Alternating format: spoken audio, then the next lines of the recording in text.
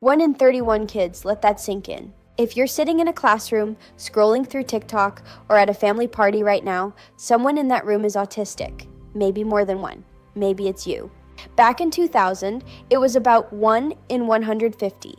Today, it's 1 in 31. This isn't an epidemic. This is visibility. Hi, I'm Myrene Hassan. Everything you're about to hear is grounded in real research from the CDC, NIH, and autistic creators and scholars who live this every day. Give me 5 minutes, and you'll never hear the word autism the same way again. Doctors started screening earlier, as young as 18 to 24 months. Diagnostic criteria got better, parents, teachers, and even social media got louder about what autism actually looks like.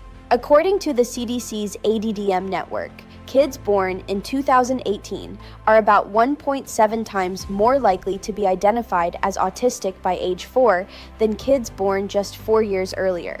That means we're not suddenly creating more autistic kids. We're finally finding the autistic kids who were already here and getting them support earlier, when it matters most.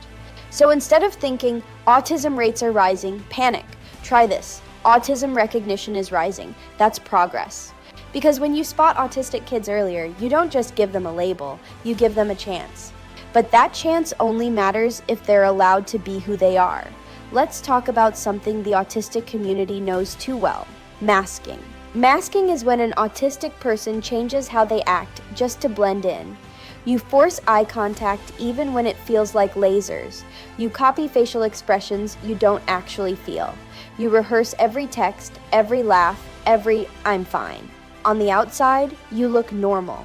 On the inside, you're buffering 24/7.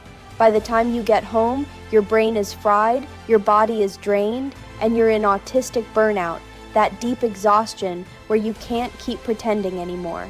And then there's stimming. Stimming is hand flapping, rocking, tapping, pacing, listening to the same song on repeat until everyone else is sick of it but you. For autistic minds, that's not acting out.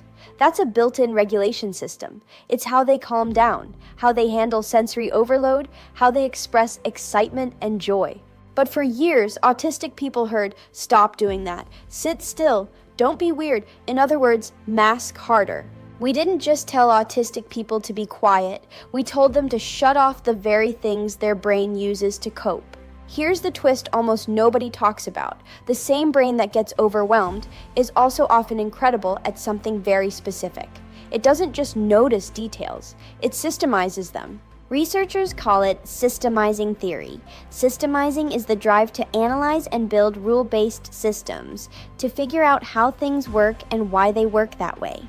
A lot of autistic people score higher in systemizing than in traditional empathizing measures. Where most people see chaos, a systemizing brain sees patterns, rules, structure. That's why autistic students, when they get access, have some of the highest participation in STEM, science, technology, engineering, mathematics, among all disability groups. It's not a bug, it's a feature. And when you give that brain permission to stop masking and start focusing, you get stories like this. Meet Jacob Barnett. As a kid in Indianapolis, Jacob struggled in school, but when he was allowed to chase what his brain loved, math and physics, everything changed. By 8, he was taking college-level math and science courses. By 13, he was a college sophomore doing theoretical physics research and tutoring students way older than him. His IQ has been reported at 170. But here's the part that matters. Jacob doesn't say he succeeded despite autism.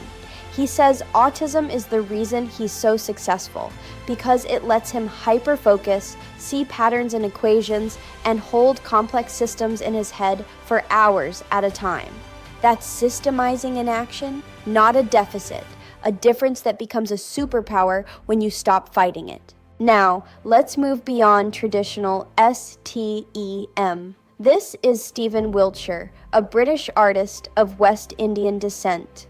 Diagnosed with autism at age 3, he was initially nonverbal, but he had a pencil. Stephen can fly over a city once, and then draw the entire skyline from memory, every building, every window, every curve of every bridge.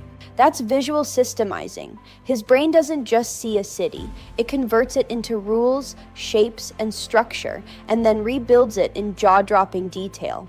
His art doesn't happen in spite of autism. It's his autistic mind speaking, loud and clear, through a pen. And featuring him matters, because autism in media is often shown as white, male, one note. Neurodiversity is racially and culturally diverse too.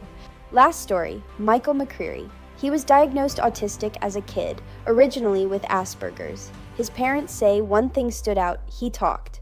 A lot. So he turned that into a career. Michael became a stand-up comedian. Comedy is basically systemizing social rules. You notice what everyone else thinks is normal, you break it apart, and you flip it into a punchline. Years of masking forced Michael to study social rules in painful detail. On stage, he uses that systemizing skill to call them out, twist them, and make people laugh. He even titled one of his shows, "Does This Make My Asperger's Look Big?" It's not just a joke, it's a reclaiming. He took the thing that made him feel too much and turned it into art.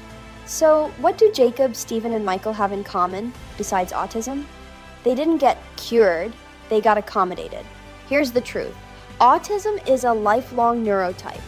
It's not a disease to erase. Trying to cure autism is like trying to cure left-handedness by forcing everyone to write with their right hand.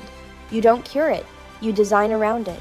For a child who uses a wheelchair, you don't say, "Try harder to climb the stairs." You build a ramp. For autistic people, that ramp looks like sensory-friendly spaces, warnings before schedule changes, time to move, stim, and reset. Communication that doesn't assume everyone's brain works the same.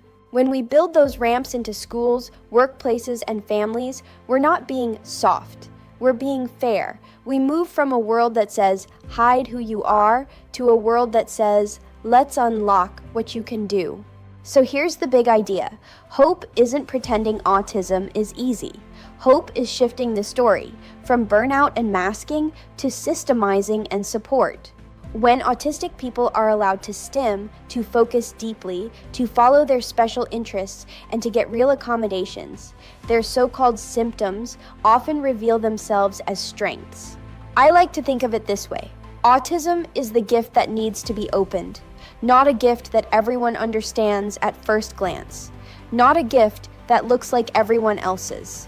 But once society learns how to open it, through acceptance, through access, through accommodation, we all get to share what's inside. If this helped you feel seen or made you think about autism differently, don't let it stop with you. Share this video with one person who needs to understand the power of neurodiversity. And if you want to go deeper, check out the Autism Learning playlist linked with this video, where we break down stimming, masking, myths, and share more stories from autistic voices themselves. 1 in 31 isn't a warning, it's a wake-up call.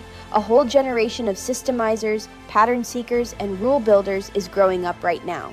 They're not broken, they're brilliant, and they're ready to change the world if we let them show up as who they really are.